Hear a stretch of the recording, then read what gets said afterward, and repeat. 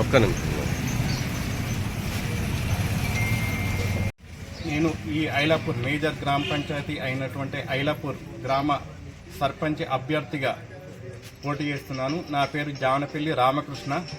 నేను ఇంతకన్నా ముందు వార్డు మెంబర్గా 8వ వార్డు మెంబర్గా పోటీ చేసి 100% సీసీ రోడ్లు, డ్రైనేజీలు, వీధి దీపాలు, స్తంభాలు అన్నీ కూడా వేయించడం జరిగింది. మరియు ఇప్పుడున్నటువంటి గవర్నమెంట్, కాంగ్రెస్ గవర్నమెంట్లో నేను కార్యకర్తను. నాకు నరసింహారావు సార్ నన్ను నా యొక్క ఆశీర్వదించి నన్ను సర్పంచ్ అభ్యర్థిగా, కాంగ్రెస్ పార్టీ అభ్యర్థిగా నిలబెట్టిండు. ఈ గవర్నమెంట్లో దాదాపు 100 వరకు ఇందిరమ్మ ఇల్లు ఇవ్వడం జరిగింది. ఇంకా ఎవరైతే రాలేవో వాళ్ళందరూ కూడా ఇంకా ఇచ్చేటట్టు ప్రయత్నం చేస్తాము. కోటిపై చిలుకు ఫండ్స్తోని సీసీ రోడ్లు, అభివృద్ధి నిర్మాణాలు అనేవి జరిగినవి. మరియు ఇప్పుడు యువత కోరుకున్నట్టుగా క్రీడా మైదానము మరియు డ్రైనేజీ, సీసీ రోడ్డు కూడా నిర్మించాలని కోరుకుంటున్నాను.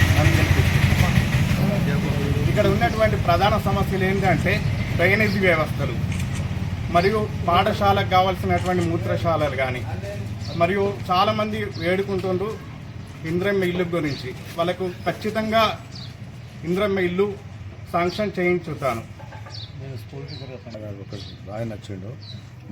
కొత్త మండలంలోనే మేజర్ గ్రామ పంచాయతీ కావున ఒకవేళ నన్ను గెలిపించినట్లయితే, అత్యధిక మెజార్టీతో గెలిపించినట్లయితే నరసింహారావు గారితో కొట్లాడి అత్యధిక నిధులు కేటాయించమని కోరుకుంటూ ఈ గ్రామాన్ని అభివృద్ధి బాటలో నడిపిస్తాను.